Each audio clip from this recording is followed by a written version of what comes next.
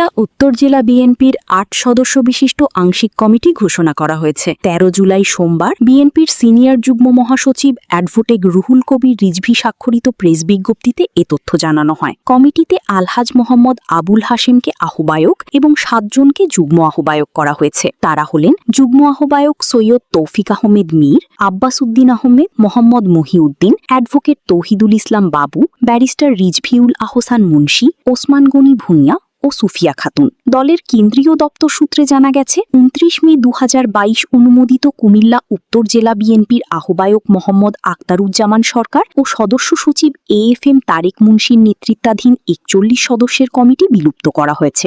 নবাগত আহ্বায়ক কমিটিকে আগামী ৩ মাসের মধ্যে সম্মেলনের মাধ্যমে পূর্ণাঙ্গ কমিটি করার নির্দেশনা প্রদান করা হয়।